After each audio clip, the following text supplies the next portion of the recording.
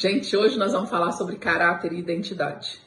O que tem a ver desde caráter com identidade? Tem tudo a ver, porque o seu comportamento, o meu comportamento revela o nosso caráter, mas também diz muito sobre a nossa identidade. Então, eu vou falar aqui alguns comportamentos e você vai fazer uma autoanálise aí da sua vida, de como está a sua identidade, como está o seu comportamento, como está o seu caráter. Isso tudo linka em uma coisa só. E nós vamos trazer aqui muita consciência, seja muito verdadeiro com você, muito humilde e tenha muita coragem para olhar isso aí, ressignificar o que precisa ser ressignificado. Primeira coisa aqui, mentira.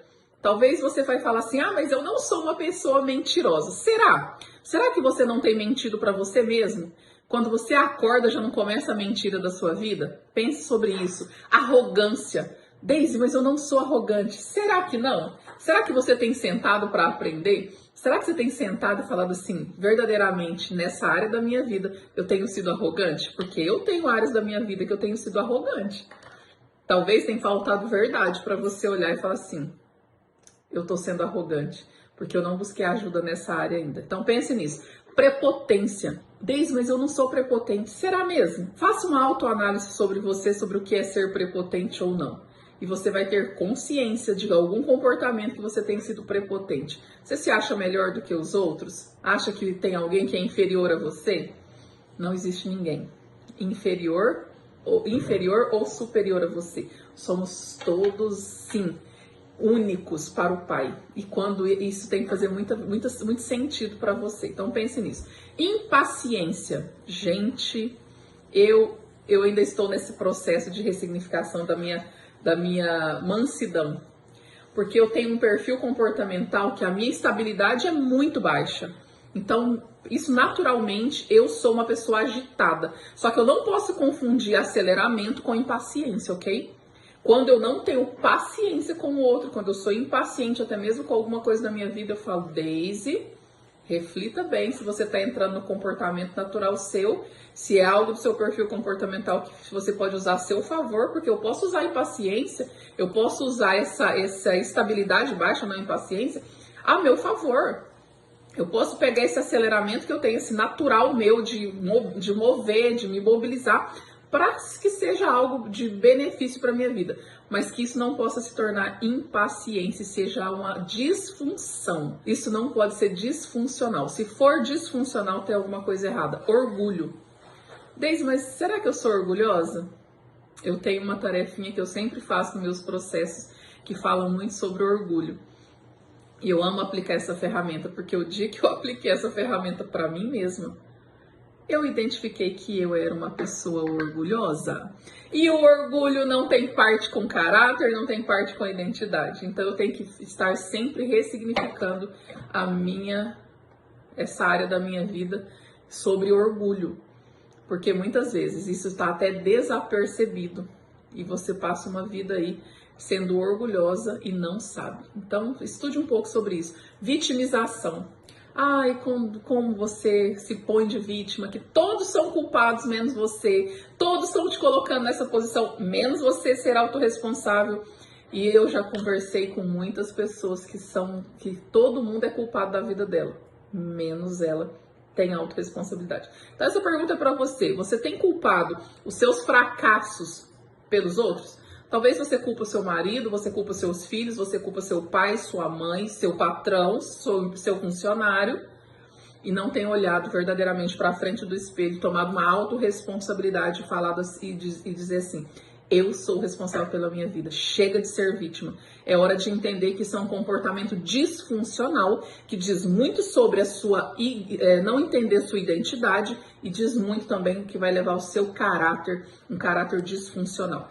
Pensamentos de inferioridade. Você tem tido pensamentos de inferioridade? Quantas vezes eu já tive essa disfunção, gente. Tô falando aqui da minha própria vida. Por que eu tive pensamento da minha infância?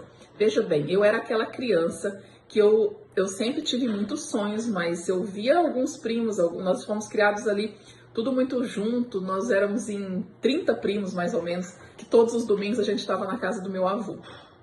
E era muito bom, era maravilhoso essa unidade. Eu vi isso na minha vida, eu sei o que é ter essa unidade em família, isso pra mim foi a parte boa. Mas eu também me comparava muito, porque tinha alguns que eram mais ágeis, tinha algum que era mais destemido, cada um tinha a sua virtude.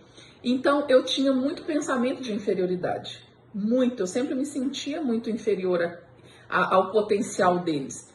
E isso perdurou por minha vida, porque eu vivi muitas comparações. Ah, mas o seu primo faz isso, o seu primo faz aquilo. Ele é assim, ele é assado. E aí isso me trouxe muita comparação e me trouxe disfunção da minha identidade. Então eu tinha muito pensamento de inferioridade. Isso atrapalhou muitas vezes a minha história.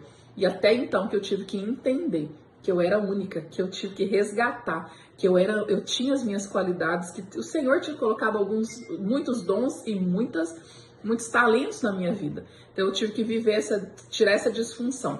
Medos emocionais que paralisam. Eu era pai e mãe do medo, eu tinha medo de tudo e eu tento me livrar cada dia mais. Quando eu cheguei em Orlando, eu costumo brincar, né? Ainda tem algumas coisas que eu quero fazer, que é praticar tiro, eu quero aprender, porque eu ainda tenho muito medo de arma de fogo. Meu pai foi policial e ele sempre amou arma de fogo.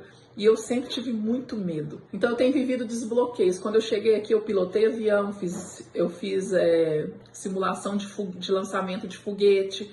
Eu quis desbloquear mesmo a minha mente, porque quando eu cheguei em Orlando, pra mim foi assustador. Tipo, eu não sabia falar a língua, eu tinha medo de sair na rua, eu tinha medo de não voltar pra casa se eu perdesse o celular, perdesse o Google Translation. Então tudo isso me trazia muito medo. Ou seja, o novo me trazia medo.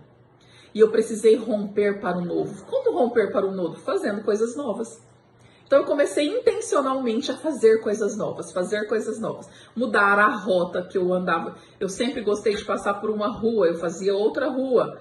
Eu ia por outro trajeto, mudava o meu destino, mudava o trajeto da rota do meu GPS. Então tudo isso eu fiz para quê? Para mim desbloquear o medo. Porque Por que eu gostava de andar só pelaquela rua? Porque ela me trazia segurança, ok? Então eu precisei ir para o desconforto intencionalmente para eu sair desse lugar de medo que me paralisava. Cheguei aqui, eu tinha medo de dirigir, falei, gente, como que vai ser dirigir aqui? Diz que tem muita polícia, nananã. Então eu comecei a andar uma milhagem pertinho, todo dia eu ia, até que eu rompi para dirigir aqui. E isso fez parte do meu desbloqueio. Então, como eu desbloqueei desse medo? Fazendo coisas novas.